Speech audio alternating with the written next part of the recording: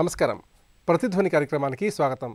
అగ్రరాజ్యం అమెరికా అధ్యక్ష ఎన్నికలు సమీపిస్తున్నాయి. అధ్యక్ష అభ్యర్థులిద్దరూ నువ్వా నేనా అనే రీతిలో ప్రచారం జోరును పెంచారు. కరోనా విజృంభణ, అవినీతి, వాతావరణ మార్పు, ఇమ్మిగ్రేషన్, జాత్యాహంకారం వంటి అంశాలపై అధ్యక్ష అభ్యర్థులిద్దరూ తమ వైఖరిని వెల్లడించారు. కీలక విధానాలపై చర్చ కంటే కూడా వ్యక్తిగత దూషణలతోనే ముఖాముఖులు కొనసాగాయి. ఈ నేపథ్యంలో అమెరికా అధ్యక్ష ఎన్నికలను ప్రభావితం చేసే అంశాలేమిటి?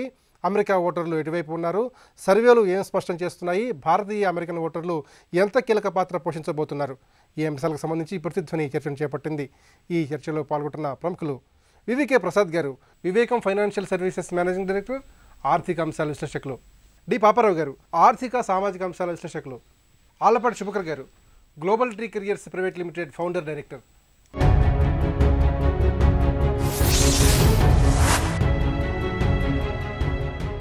ప్రసాద్ గారు, అమెరికా ఎన్నికలు సమీపిస్తున్నాయి. కీలకమైన విధానాల్లో సమగ్రమైన చర్చ కన్నా ఇద్దరి మధ్య వ్యక్తిగత దూషణలు ముఖాముఖిలో చోటు చేసుకున్నాయి. మరి గతానికంటే భిన్నంగా అమెరికా అధ్యక్ష అభ్యర్థిద్దరూ పోటీ పడుతున్నటువంటి వైనాన్ని ఏ విధంగా పరిశీలించాలి? ప్రపంచంలో ఉన్న దేశాలన్నీ కూడా పోటీపడి అమెరికాతో సమానంగా పెరగాలని, అమెరికాలో ఉన్న విలువలను కూడా మన దేశంలోకి తీసుకురావాలని ప్రతి దేశం పోటీ పడుతున్న ఈ తరుణంలో అమెరికా కూడా అదే పందాన్ని పుచ్చుకున్నట్టుగా కనపడుతుంది. అంటే మిగతా దేశాల్లో ఎంత నీచంగా ఉంటుందో సంస్కృతి కానివ్వండి, పరస్పర దోషణలు కానివ్వండి, హీనంగా అడ్వర్టైజ్మెంట్ చేసుకోవడం కానివ్వండి, అంటే మనం గెలవాలి అంటే ఎదుటండి కిందకి లాగటమే గొప్ప అనుకునేటువంటి సంస్కృతి అమెరికాలో ట్రంప్ గారి పుణ్యం అని ఈ రోజున కనపడతా ఉంది. ఒక వ్యక్తి తను చేసిన అచీవ్మెంట్స్ గురించి చెప్పాలి, లేకపోతే చేయబోతున్నటువంటి చర్యల గురించి చెప్పి ఓట్లు అడగడం అనేది రివాజు. కానీ దానికి భిన్నంగా ఇవాళ జరుగుతుంది ఏంటంటే, అతను ఒక మూర్ఖుడనో, తెలివి తక్కువడనో, నిద్రపోతాడనో ఇలా దూషించడం అనేది చాలా అన్యాయంగా కనపడుతుంది. వాళ్ళిద్దరిలో కనుక పోటీ పెట్టి మనం చూసినట్టయితే ఇద్దరూ పరస్పర దూషణలకు పడినా కానీ కొంతలో కొంత కొద్దిగా సంయమనం చూపిస్తుంది బైడెన్ కింద చెప్పాలి. పైగా ట్రంప్ తన కోసం ఏదన్నా చేయాలి అనుకుంటే ఎంత ఫ్రెండ్నైనా వెంటనే తెగనాటానికి, తోలనాటానికి ఏమాత్రం వెనుకాడ్డు అని తెలుస్తూ వచ్చింది.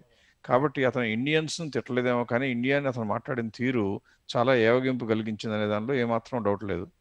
పైగా ఇండియన్స్ అక్కడ దాదాపుగా సెకండ్ మోస్ట్ ఎఫ్లూయెంట్ కమ్యూనిటీ కాబట్టి ఇండియన్స్ని కూడా అందరినీ కూడా కలిపి తెచ్చుకోవాలనేటువంటి ధోరణిలో బైడెన్ వచ్చేసి తన యొక్క నెక్స్ట్ వైస్ ప్రెసిడెంట్ నామినీ కింద కమలా హ్యారిస్ని తీసుకోవడం, అంటే ఇండియన్ కాకపోయినా ఇండియన్ ఆరిజిన్ ఉన్నటువంటి లేడీని అక్కడ తీసుకోవడం అనేది మాస్టర్ స్ట్రోక్ అని చెప్పాలి. అందువల్ల ఒక సర్వే ప్రకారం ఇప్పుడు చూసినట్లయితే దాదాపుగా 70% of the Indian American voters, అమెరికాలో సెటిల్ అయిపోయిన భారతీయ సంతతి ఉన్న ఓటర్లు 70% వరకు కూడా డెమోక్రాట్స్కే ఓటు వేస్తారు అన్నటువంటిది కనపడుతూ వచ్చింది. ఇప్పటి వరకు అంటే ట్రంప్ ఇలా మాట్లాడటం ముందు లేదా కోవిడ్ రాకముందు మాత్రం ఎక్కువ మంది భారతీయులు ట్రంప్కి సపోర్ట్గా ఉన్నారు. ఎందుకంటే అంతకుముందు ఉన్నటువంటి వీసా రెస్ట్రిక్షన్ అనేటువంటి 7% పర్ కంట్రీ కోటాన్ని రిఫ్యూజ్ చేస్తాడని, ఎప్పుడు కూడా మంచి యూనివర్సిటీలో చదువుకుని ఎక్కడే ఉన్న వాళ్ళు కనుకైతే వాళ్ళందరికీ పౌరసత్వం కల్పిస్తారని ఆశపడుతున్నటువంటి ఇండియన్స్లో ఎక్కువ మంది కొద్దిగా ఆశగా ట్రంప్ వైపు ఎదురు చూశారు. అంటే H1B గురించి కొద్దిగా నెగిటివ్గా మాట్లాడినా అక్కడ పర్మనెంట్గా బేస్ ఉన్నాళ్ళు, తెలివైన ఇంటెలిజెంట్ బ్రెయిన్స్ అందరినీ కూడా పర్మనెంట్ రెసిడెన్స్ ఇస్తారు అని చాలా ఆశగా ఉన్నారు. అవన్నీ కూడా పటాపంచలేకపోయినాయి ఈ దెబ్బతో. కాబట్టి ఆ పరస్పర దోషాలను పక్కన పెట్టి భారతదేశానికి వీళ్ళిద్దరిలో ఎవరు మేలా అని చూస్తే ఇవాళ రోజున మనం గర్వంగా చెప్పుకోగలిగిన పరిస్థితి ఏంటంటే, వాళ్ళలో ఎవరు మనకు మేలు అనే కన్నా వాళ్ళిద్దరికీ కూడా భారత్తో మంచిగా ఉండటం ఎంతో మేలు చేస్తుంది. ఎందుకంటే వాళ్ళ యొక్క ఆధిపత్యాన్ని, అంటే ప్రపంచం మొత్తంగా ఉన్నటువంటి ఆధిపత్యాన్ని సవాలు చేయడానికి చైనా చాలా వేగంగా ముందుకు కదులుతుంది. కాబట్టి ఈ తరుణంలో చైనాని నిలువరించగలిగే శక్తి వాళ్ళకి ఎంతైనా అవసరం. అంటే ప్రెసిడెంట్గా ఎవరు వచ్చినా కానీ ఇండియాని కాదనలేరు, తోసిపుచ్చలేనటువంటిది నిర్వివాదాంశం. సరిగ్గా వారం రోజుల్లో ఎలక్షన్లు ఉంటే కూడా వాళ్ళ secretary of state, secretary of defence ఇద్దరు కూడా మనకి ఇండియాకి ఫ్లై చేయటం, అందులో కూడా 2+2 లెక్క ప్రకారం మన ఫారిన్ అఫైర్స్ మినిస్టర్తోనూ డిఫెన్స్ మినిస్టర్తోనూ కూడా కలవాలనుకోవటం అనేది చాలా గొప్పగా చెప్పుకోవాల్సిన అంశం. ప్రసాద్ గారు, అయితే ట్రంప్ అమలు చేస్తున్న ఆర్థిక విధానాలని ఒక సర్వే ప్రకారం 53% మంది అమెరికన్లు ఆమోదిస్తున్నట్లుగా చెప్తున్నారు. మరి దీంట్లో వాస్తవాలను ఏ విధంగా బేరీజు వేయాలి? ఎప్పుడు కూడా మీరు 53% ఊరికే పంచిపెడతాను అన్నా కానీ, ఎదుటివాడిని తిట్టినా కానీ ప్రస్తుతం ఉన్నటువంటి ప్రబలమైనటువంటి దురహంకారం, అంటే ఒక రకంగా వైట్ సుప్రీమసిస్ట్ యాటిట్యూడ్ వచ్చినప్పుడు అతను ఏం చేసినా కూడా గుడ్డిగా సపోర్ట్ చేసేవాళ్ళు ఉంటారు. ఆ 53% అనేది చాలా, అంటే అందులో పార్టిసిపేట్ చేసిన వాళ్ళు ఎంతమంది ఉంటారంటే చాలా తక్కువ మంది ఉంటారండి. పైగా ట్రంప్ వచ్చిన దగ్గర నుంచి కూడా చూసినట్టయితే క్యాపిటల్ మార్కెట్స్, అంటే అమెరికాలో ఉన్న వాళ్ళలో 45% వరకు క్యాపిటల్ మార్కెట్లో డైరెక్ట్గా కానీ ఇండైరెక్ట్గా కానీ ఎక్స్పోజర్ ఉంటుంది కాబట్టి క్యాపిటల్ మార్కెట్స్ వెనక్కే తిరిగి చూడలేదు. స్టాక్ మార్కెట్లు విపరీతంగా దూసుకుపోయాయి కాబట్టి వాళ్ళలో కొద్దిగా గొప్ప సాటిస్ఫాక్షన్ ఉండటం అనేది సహజంగా వచ్చే పరిణామం. అయితే అతను చేసినటువంటి దుందుడుకు చర్యల మూలంగా ప్రపంచం మొత్తం కూడా మనుగడకే కొద్దిగా గొప్ప ప్రశ్నలు తలెత్తే అవకాశం ఉంది. అంటే క్లైమేట్ అకార్డులోంచి వెళ్ళిపోవటం, ఇరాన్తో న్యూక్లియర్ డీల్ ఉంటేనే అంతకుముందు గవర్నమెంట్ అనుకుంటే ఇతను వచ్చి బయటకు వెనక్కి వెళ్ళిపోవటం, అలా అన్నీ కూడా పేచీకూరుగా ప్రవర్తిస్తున్నటువంటి ట్రంప్తో రాబోయే రోజుల్లో ప్రపంచం మొత్తం వాణిజ్యం కూడా చిక్కులు ఏర్పడక తప్పదు.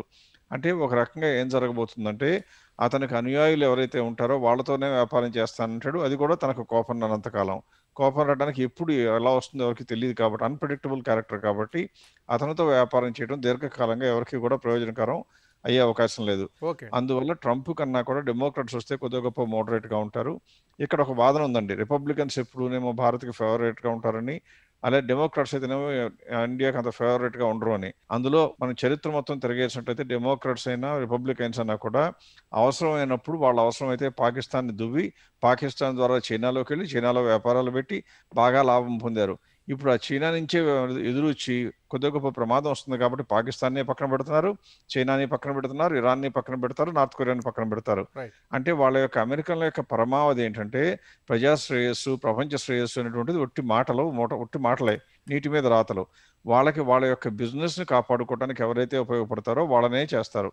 చైనా ఇప్పుడు ప్రబలమైన శక్తిగా ఎదిగింది కాబట్టి భారతదేశంలో కూడా కొద్దిగా గొప్ప కొనుగోలు శక్తి పెరుగుతుంది కాబట్టి భారత్లో మార్కెట్ విపరీతంగా ఉందని తెలుసు కాబట్టి డిఫెన్స్గా కూడా చైనాని కొద్దిగా నిలవరించే అవకాశం ఉంటుంది కాబట్టి మన యొక్క అవసరం అమెరికా చాలా ఎక్కువగా ఉంది. పాపారావు గారు, కరోనా విజృంభణ, వాతావరణ మార్పు, ఇమిగ్రేషన్, అలాగే జాత్యహంకారం వంటి కీలక అంశాలపై అధ్యక్ష అభ్యర్థుల వైఖరిని అమెరికా ప్రజలు చాలా సునిశ్చితంగా గమనిస్తున్నారు. మరి ఈ అంశాలు అమెరికా ఎన్నికలను ఏ విధంగా ప్రభావితం చేస్తాయి?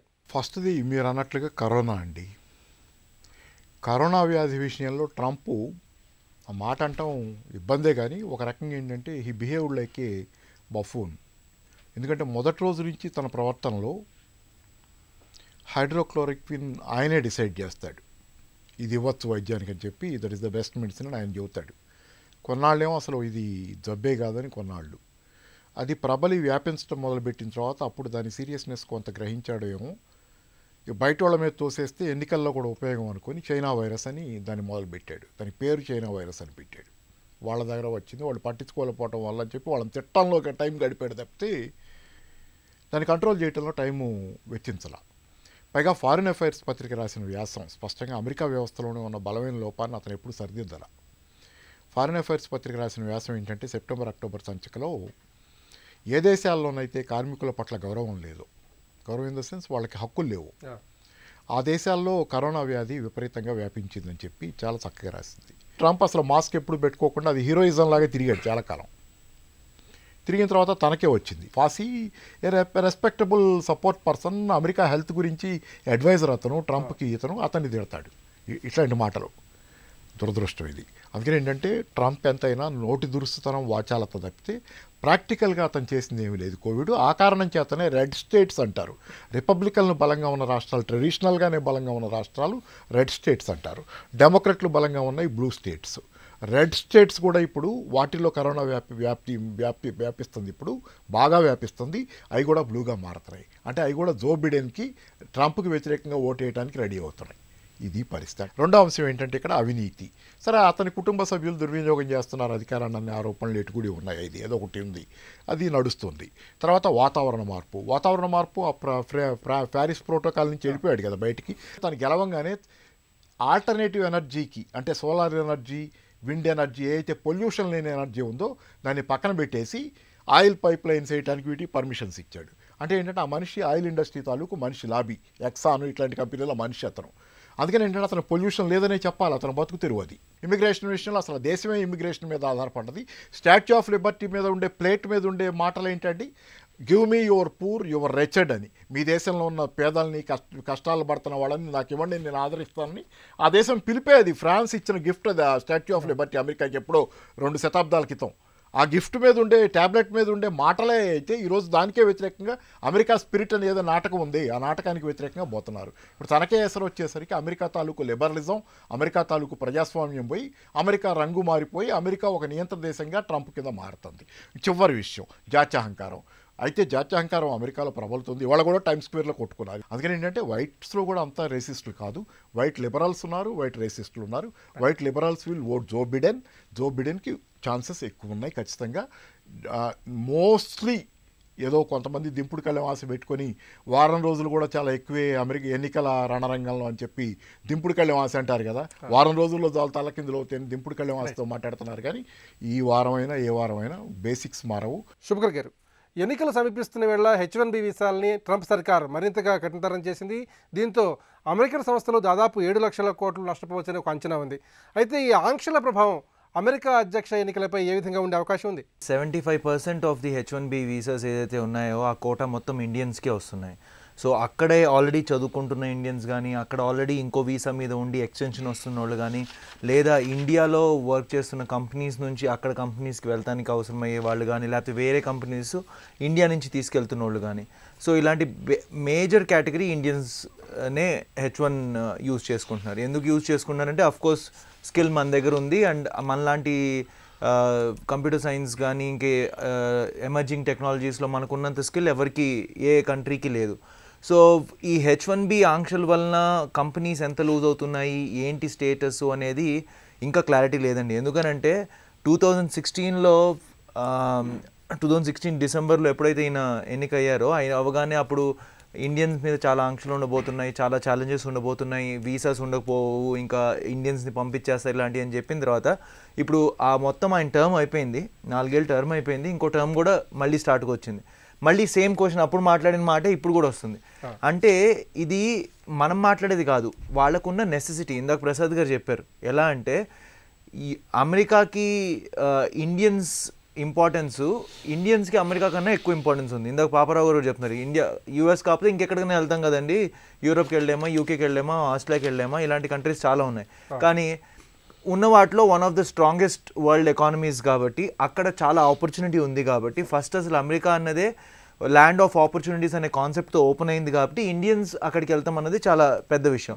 సో ఇప్పుడు ఈ H1B ఆంక్షలు కనుక మీరు చూస్తేనండి ఏదైతే ఉన్నాయో ఆయన ఏదైనా ఆంక్షలు పెట్టిన తర్వాత మళ్ళీ కోర్టులోకి ఈ ఐటీ కంపెనీస్ టెక్నాలజీ కంపెనీస్ పెట్టిన తర్వాత ఈ మార్పులు జరుగుతాము, మళ్ళీ సడలింపు అవుతాము, మళ్ళీ మన వాళ్ళకి ఆ కంఫర్ట్ అవుతాం అనేది నడుస్తూనే ఉంది. సో ఇప్పుడు ఒకటేనండి, సపోజ్ నిజంగానే వాళ్ళు మేజర్ కండిషన్ చెప్తుంది ఏంటంటే H1B వీసాలు రావాల్సింది ఓన్లీ స్పెషలిస్ట్ జాబ్ ఆపర్చునిటీ ఉన్న వాళ్ళకి and X amount of salary compulsory ఉండాలనే కండిషన్ పెడుతున్నారు. ఓ రకంగా అది జరిగిందనుకోండి మనకి అది మంచిదే. ఎందుకనంటే మన H1B కేటగిరీ కింద మన ఇండియన్ అక్కడున్న కంపెనీస్ కానీ కొన్ని వేరే యుఎస్ కంపెనీస్ కానీ ఆ శాలరీ రేంజ్లో చాలా లిమిట్ చేసేస్తున్నాయి. ఎందుకనంటే ఆ స్పెషాలిటీ కేటగిరీ లేదు కాబట్టి. యాక్చువల్గా H1B ముందు ఎప్పుడైతే ఫామ్ అయిందో 20 ఏళ్ల క్రితం అప్పుడే ఈ కండిషన్ ఉంది. కానీ అదేంటంటే మనోళ్ళు దానిలో లొసుగులను చూసి దాన్ని మేనేజ్ చేశారు. సపోజ్ అలా జరిగిందనుకోండి, అలా జరిగితే కనుక ఇండియన్స్కి గ్యారంటీగా అడ్వాంటేజే. ఎందుకంటే హయ్యర్ శాలరీ రేంజ్ వస్తుంది, starting salary range. Second affluent community మన ఇండియన్స్ అయ్యేసరికి గ్యారంటీగా నాట్ జస్ట్ ఇండియన్సే కాదండి, ఈవెన్ అక్కడున్న ఈ టెక్నాలజీ కంపెనీస్ కూడా they would want to support Indians to come for H1B. So ఆ రకంగా చూసుకుంటే గ్యారంటీగా he has taken a back step. And of course Biden we have seen that he's in a better position. But ఒక question ఏంటి అని అంటే last time కూడా ఇలానే అనుకున్నాము, కానీ ట్రంప్ ఏదో ఒకటి చేస్తాడు లాస్ట్లో. సో ఈ రకంగా చూసుకుంటే గ్యారంటీగా it is a loss for him అండి. ప్రసాద్ గారు, అనేక సర్వేలు బైడెన్ ముందంజలో ఉన్నట్టుగా స్పష్టం చేస్తున్నప్పటికీ ఇద్దరి మధ్య తేడా క్రమంగా తగ్గుతుందని కూడా సర్వేలు చెబుతున్నాయి. అయితే ఈ పరిస్థితుల్లో తటస్థ ఓటర్ల పాత్ర ఏ విధంగా కీలకం కాబోతోంది? ఇప్పుడు కూడా అమెరికాలో పాపులర్ ఓటు ఒకటి, ఎలక్టరల్ ఓటు ఒకటి, రెండుగా ఉంటాయండి. హిలరీకి పాపులర్ ఓటు ఎక్కువ వచ్చినా కూడా ఆమె ఎలక్షన్లో ఓడిపోయింది. అది కూడా మెజారిటీ గ్యాప్ ఎక్కువతో ఓడిపోయింది. కారణం ఏంటంటే అమెరికాలో ఉండే స్ట్రేంజ్ సిస్టమ్, ఆ ఎలక్టరల్ ఓటింగ్ ప్రాసెస్ ప్రకారం వాళ్ళు డిసైడ్ చేస్తారు ప్రెసిడెంట్గా ఎవరు ఉండాలనేది. అది డైరెక్ట్ ఎలక్షన్స్.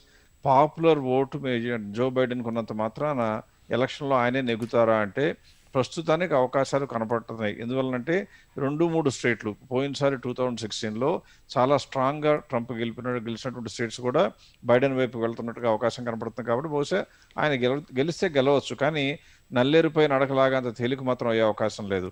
ట్రంప్ ఖచ్చితంగా ఏదైనా చేస్తాడు. ఒకవేళ అంతా కాదు నిజంగా గెలిచినా కూడా ఈ ఎలక్షన్లంతా కూడా అన్యాయంగా జరిగినాయి, అతను కూర్చున్నా తీసి పక్కన పెట్టే మాట వాస్తవమైనా కానీ అంటే పేచీ పెట్టుకునే అవకాశం మాత్రం చాలా ఎక్కువ కనపడుతుంది. ఈ సమయంలో మనం చూడాల్సింది ఏంటంటే అక్కడ ఉన్నటువంటి ప్రవాస భారతీయులు కానివ్వండి, ప్రవాసీయులు కానివ్వండి, వేరే దేశాల నుంచి వచ్చిన కానివ్వండి, ట్రంప్ దాదాపుగా ముస్లిం ఫ్రెటర్నిటీ మొత్తాన్ని కూడా కదిలించేశాడు. అంటే వాళ్ళందరినీ ముస్లిం కంట్రీస్ అన్నింటినీ కూడా టెర్రరిస్టులు అన్నట్టుగా వాళ్ళు ఎవరు రాకూడదు అన్నట్టుగా చెప్పాడు.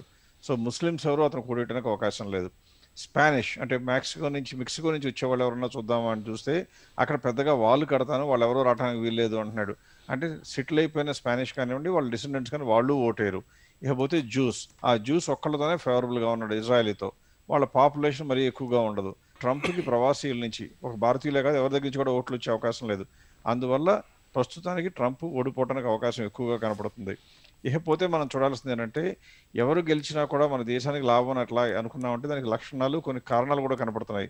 ఫర్ ఇన్స్టెన్స్ ఆ ఇరాన్ మీద అంత స్ట్రాంగ్గా ఆంక్షలు పెట్టిన ట్రంప్ కూడా ఏం చేశాడంటే ఇండియాకి కొన్ని వెసులుబాటు ఇచ్చాడు. ఫర్ ఎగ్జాంపుల్ మొన్న ఈ కోవిడ్ వచ్చిన తర్వాత పెద్ద కంటింజెంట్ చాలా దాదాపుగా 3237 3400 కంటైనర్ల వరకు ఉన్నటువంటి వీటిని ఇండియా నుంచి ఎక్స్పోర్ట్ చేసి చాబహార్ పోర్ట్లో అంటే ఇరాన్లో ఉన్నటువంటి చాబహార్ పోర్టు ద్వారా ఆఫ్ఘనిస్తాన్కి పంపడానికి ఒప్పుకున్నాడు. అలాగే అక్కడికి మిగతాటువంటి అగ్రికల్చర్ ప్రొడక్ట్స్ చేసుకోవచ్చు అన్నాడు. అన్నింటినీ మించి చాబహార్ పోర్ట్లో ఇండియా చేసేటువంటి యాక్టివిటీస్ దేనికి కూడా ఇరాన్ మీద పెట్టిన శాంక్షన్స్ అప్లై కావు అని కూడా చెప్పారు. అంటే అర్థం ఏంటంటే బద్ధ శత్రువుగా భావిస్తున్న ఇరాన్తో కూడా భారత మైత్రిని అమెరికా కోరుకుంటుంది. అది కూడా ఎలక్షన్ల తరుణంలో. అంటే ఇంతకుముందు మనం అనుకున్నట్లుగా ఇండియా యొక్క అవసరం దానికి ఎంతో ఉంది. ప్రధానంగా ఇంకోటి ఇంతకుముందు మనం చెప్పుకున్నట్లుగానే చైనాని నిలువరించడానికి India, Japan, Australia and America ఈ 4 కలిపి క్వాడ్గా ఫామ్ అయిపోయి చైనాని నిలువరించడానికి ప్రయత్నిస్తున్నాయి. ఇండియా అవసరం ప్రపంచానికి పర్టికులర్గా అమెరికాకి చాలా ఎక్కువగా ఉంది. కాబట్టి డిఫెన్స్ పరంగా ఆలోచించిన చైనా నిలువరించాలన్నా, సౌత్ చైనా సీలో వెళ్ళాలన్నా కానీ Indian ocean is very important. ఎవరు వచ్చినా ఇండియాకి మంచిదే, ఇండియాకి అన్యాయం జరిగే అవకాశం లేదు. పాపారావు గారు, పోస్టల్ బ్యాలెట్పై ట్రంప్ దుమారాన్ని రేపుతున్నారు. అయితే ఎన్నికల తరువాత శాంతియుతంగా అధికార బదిలీ చేసేలా ట్రంప్ కనిపించడం లేదు. ఈ పరిస్థితుల్లో అమెరికా ఎన్నికల ప్రక్రియను మొత్తం ప్రపంచం ఏ విధంగా గమనిస్తోంది? అంటే ట్రంప్ పోస్టల్ బ్యాలెట్ని ప్రశ్నించటం, దాని మీద దుమారం, దానికి వ్యతిరేకంగా మాట్లాడుతున్నాడు చాలా సీరియస్గా. దీనికి పునాది ఎక్కడుందంటే యుఎస్ పోస్టల్ సిస్టమ్, యుఎస్పిఎస్ వాళ్ళు చెప్పింది ఏంటంటే డిలేస్ జరుగుతాయి పోస్టల్ డెలివరీలో. ఓటు పోస్ట్ అయిన తర్వాత అది కౌంటింగ్ డేట్కి చేరకపోయేటట్లయితే కౌంటింగ్లో అది మిస్ అయ్యే ప్రమాదం ఉందని చెప్పి యుఎస్ పోస్టల్ సిస్టమ్ ఒక వార్నింగ్ ఇచ్చింది. కానీ ఆ US postal system head Trump అనుకూలమైన మనిషి అనేది అందరికీ తెలిసిందే. కాబట్టి he slowing down the delivery of the votes. పోస్టల్గా పంపబడ్డ ఓట్ల 3.5 కోట్లు రికార్డు స్థాయిలో పోలవుతున్నాయి. పోస్టల్ ఓట్లు రికార్డు స్థాయిలో పోలవుతున్నాయి. ఎందుకంటే అమెరికాలో చాలా సీరియస్గా తీసుకుంటున్నారు ఈ ఎలక్షన్లు. మామూలుగా అయితే యూత్ ఓట్ వేయరు. బహుశా I think now they will vote. క్యూలలో ఉంచవక్కర్లేదు కాబట్టి వాళ్ళు కూడా పోస్టల్ సిస్టంలో భారీ ఎత్తున ఓట్ చేస్తారు. యూత్ ఎంత ఎక్కువ ఓట్ చేస్తే డెమోక్రాట్లకు అంత బెనిఫిట్, దానిలో సందేహమే లేదు. రికార్డు స్థాయిలో అందుకంటే యూఎస్ పోస్టల్ సిస్టమ్ హెడే అమెరికా ట్రంప్ అనుకూలమైన వ్యక్తి కాబట్టి ఆయన ఈ సాబొటేజింగ్ స్లోడౌన్కి అతనే కారణం అనేది ఆరోపణలు తీవ్రంగా ఉన్నాయి ఆయన మీద. సరే ఏదేమైనా కానీ దాన్ని దుమారం రేపుతున్నాడు. ఎక్స్పర్ట్స్ అంతా చెబుతుంది ఏంటంటే పోస్టల్ బ్యాలెట్ చాలా సేఫ్ అని, అది మంచిదని కూడా చెబుతున్నారు. సేఫ్ అని కూడా చెబుతున్నారు, కరెక్ట్గా ఉంటుంది, పద్ధతిగా ఉంటుందని. మరి అట్లాంటప్పుడు ట్రంప్కిను యుఎస్ పోస్టల్ సిస్టంలో అన్న హెడ్కి బాధ ఏంటనేది మనం సింపుల్గా అర్థం చేసుకోవచ్చు. ఇంకో విషయం ఏంటంటే ఒకవేళ ఓడిపోయేటట్లయితే ట్రంప్ వైట్ హౌస్ని ఖాళీ చేస్తాడా అంటే, నేను కదలంటున్నాడు కదా, ఓడిపోతే నేను ఒప్పుకొని అంటున్నాడు, తొండి అంటున్నాడు. ఒక మాటలో చెప్పాలంటే. కానీ దుర్మార్గం ఏంటంటే ఇక్కడ అమెరికా ఎన్నికల చరిత్రలో ఎప్పుడూ లేని విధమైనటువంటి పరిస్థితి. అమెరికాలో ఒక ప్రజాస్వామ్యం ఉంది. ఇప్పుడు ప్రపంచం దీన్నంతా ఎలా చూస్తుంది అనే దగ్గర మాట్లాడుకోవాలి. సరే దానికి ముందు ఏంటంటే ఆల్రెడీ ట్రంప్ ఈ మాట మాట్లాడటం ఎలా ఉందంటే, ట్రంప్ చాలా ఇంతకుముందే వైట్ రేసిజాన్ని చాలా రెచ్చగొట్టాడు. వైట్ హౌస్లో ఉండి చేయాల్సిన పని కాదు అది. బయట ఉన్నప్పుడు చేస్తే రాజకీయాల్లో దుర్మార్గం చాలా నడుస్తుంది, రాజకీయాలని చోట్ల చేస్తే దాన్ని విమర్శించే వాళ్ళమే. కానీ ఈ రకంగా అధికారంలో కూర్చొని కూడా వైట్ రేసిజాన్ని దానివల్ల ఎన్నో హత్యలు జరిగినాయి, ఎన్నో కాల్పులు, ఎన్నో చోట్ల కొట్టుకోటాలు, తన్నుకోటాలు, వాళ్ళ టైమ్ స్క్వేర్లు ఇందా అని చెప్పినట్టు ఇవన్నీ జరుగుతున్నప్పుడు అమెరికా ప్రజాస్వామ్యాన్ని మోడల్గా, మానవ హక్కుల్ని మోడల్గా చెప్పిన ప్రపంచం దానివైపు విచిత్రంగా నోరేళ్ల పెట్టి చూస్తుంది. ఎందుకంటే లిబర్టీ, ఈక్వాలిటీ, డెమోక్రసీ, ఫ్రెటర్నిటీ స్లోగన్తో అధికారంలోకి వచ్చిన ఏమీ లేవు ఇక్కడ అని. ఏ లిబర్టీలు లేవు. గన్ను పట్టుకొని కాల్చే లిబర్టీ తప్పితే ఏ గన్ను లిబర్టీ లేదని. నేను ఈ పుస్తకం ఉంది నా దగ్గర, ఇది నేను 2012లో పబ్లిష్ చేశాను, సమాధిలోకి సామ్రాజ్యవాదం అని.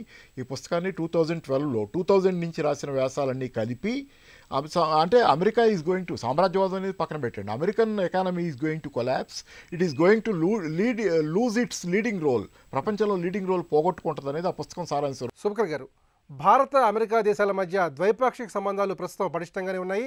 అయితే ఈ నేపథ్యంలో ఎవరు నెగ్గితే విద్యా ఉద్యోగంతో పాటుగా మిగతా అంశాలపై మన దేశానికి అధికంగా ప్రయోజనాలు కలుగుతాయి. ఇక్కడ ఎవరు వచ్చినట్టయితే అన్న దానికన్నా ఎవరు వచ్చినా కూడా మనకి మూడు ఏదైతే we talking about education, business and bilateral పరంగా ఏ పరంగా చూసుకున్నా, ఎందుకంటే ట్రంప్ ఆల్రెడీ మనకు చాలా సపోర్టింగ్ ఉన్నారండి. Trump is already saying that he's going to support us. And ఇప్పుడే కాదు, చాలాసార్లు మోడీ గారితో చాలా కంఫర్ట్ మోడ్లో ఉంటాం కానీ, ఇలాంటి అదర్ అడ్వాంటేజెస్ వస్తాం కానీ ఇలాంటివన్నీ చూసుంటారు. దాంతోపాటు ఇప్పుడు బిడెన్ కూడా ఇండియన్స్ని చాలా చేస్తున్నారు. వాళ్ళు ఇండియన్స్కి ఇలాంటి అడ్వాంటేజ్ ఇస్తాము, వెళ్ళి ఇండియన్స్కి H1B కోటాస్ మీద మేము ఏదైతే ట్రంప్ గవర్నమెంట్ చేయబోతుందో ఇలాంటి మేము కండిషన్స్ ఆపేస్తాము, అలానే ఓపీటీ మీద ఏదైనా డౌట్ ఉంటే అదేం ఉండాల్సిన అవసరం లేదు, మాకు ఇండియన్ స్టూడెంట్స్ కావాలనే క్లారిటీ ఇస్తున్నారు. బైలాటరల్ బిజినెస్ పరంగా they are saying, everyone is saying. మీరు కనుక గమనించుంటే కనుక నాట్ జస్ట్ ఇండియన్స్ అండి, ఈవెన్ ఆంధ్ర వాళ్ళ పవర్ కూడా చాలా పెరిగింది. మీరు ఈ మధ్య చూస్తుంటే బ్యాలెట్ పేపర్ మీద తెలుగు కూడా ఒక లాంగ్వేజ్ కింద ఆప్షన్ ఇచ్చున్నారు. సో ఎందుకు అనంటే not just all across India but both Andhra and Telangana states కూడా తెలుగు వాళ్ళకి చాలా పవర్ వస్తుంది. And particularly in the IT and technology field మనం చాలా స్ట్రెంత్లో ఉన్నాం. గ్యారంటీగా ఇప్పుడున్న ఆలోచన విధానం ప్రకారం కానీ, కొంచెం ట్రంప్ది ఈ రేసిజం ప్రకారంగా చూసుకుంటే మనకి గ్యారంటీగా బిడెన్ వస్తే కొంచెం అడ్వాంటేజ్ ఉంటుంది అని గ్యారంటీ ఉంది. గ్యారంటీగా ఆయన వస్తాం వలన, ఎందుకంటే ఈయన ఇలాంటి క్రియేట్ చేశాడు కాబట్టి. ట్రంప్ ఇప్పుడు ఇండియన్స్ మొన్న ఊరినే మాట్లాడుతా ఇండియా ఇస్ ఫిల్తీ అనే లాంగ్వేజ్ యూజ్ చేయాల్సిన అవసరం లేదు. ఇక్కడేమో Indians are more important to us, నేను వాళ్ళని హక్ చేసుకుంటాను ఇలాంటివన్నీ చెప్పి మళ్ళీ ఫిల్తీ అనే వర్డ్ యూజ్ చేయకూడదు. సో ఆ రకంగా ఆయన మనకు కొంచెం నెగిటివ్ ఏదైతే క్రియేట్ చేశాడో ఆ క్రియేట్ చేసిన వల్ల గ్యారంటీగా బిడెన్ వస్తే ఇప్పుడు గ్యారంటీగా hill give more sops to Indians. ఎందుకంటే ఈయనకి డిఫరెన్స్ ఉంది కాబట్టి. And also as a part of his annual statement, ఈయన ఎలక్షన్ స్టేట్మెంట్లో కూడా ఆయన క్లియర్గా చెప్పారు. ఇండియన్ అమెరికన్ ఓటర్లని ముఖ్యంగా బైడెన్ కానివ్వండి, ట్రంప్ కానివ్వండి, ఏ విధంగా ప్రభావితం చేసే అవకాశం ఉంది? బిడెన్ ఎందుకనంటే ఇప్పుడు ట్రంప్ ఇలాంటి రేసిస్ట్ రిమార్క్స్ కానీ లేకపోతే ఇలాంటి ఇండియన్స్కి అగెయిన్స్ట్గా కొన్ని చేస్తున్నాడని చెప్పేసరికి బిడెన్ ఆయన ఎలక్షన్ క్యాంపెయిన్లోనే క్లియర్గా చెప్పాడు, నేను ఇండియన్స్కి అడ్వాంటేజ్ ఇస్తాను, ఇండియన్స్ రేపు వస్తే కనుక వీళ్ళకి నేను ఈ H1B ఆంక్షలు తగ్గించేస్తాను, దాని తర్వాత వాళ్ళకి ఓపీటీ ఎక్స్టెన్షన్ గురించి వరి అవ్వాల్సిన అవసరం లేదు, అలానే అక్కడ ఉండాల్సిన సిటిజన్షిప్కి ఇలాంటివన్నీ ఆల్రెడీ బిడెన్ ఇచ్చున్నాడు. కానీ ట్రంప్కు ఉన్న ఒకటే అడ్వాంటేజ్ ఏంటంటే ఆయనకి మోడీతో ఉన్న సాన్నిహిత్యం, అదిగాక జనాలకి ముందు ఆల్రెడీ చేశాననే పాయింట్తో చూసుకుంటే కనుక ట్రంప్ వచ్చినా కూడా, ఇన్ ఎనీ కేస్ ట్రంప్ వచ్చినా కూడా ఇండియన్స్కి మాత్రం ఎలాంటి ప్రాబ్లం ఉండదు. ఎందుకంటే అమెరికా నీడ్స్ ఇండియన్స్.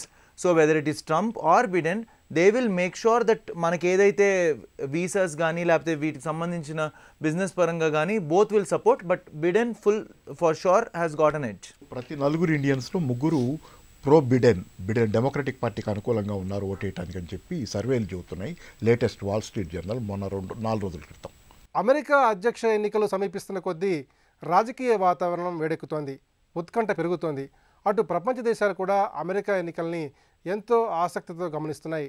ట్రంప్, జో బైడెన్లలో జయం ఎవరిని వరిస్తుందో త్వరలోనే తేలిపోతుంది. ఇది నాటి ప్రతిధ్వని. నమస్కారం.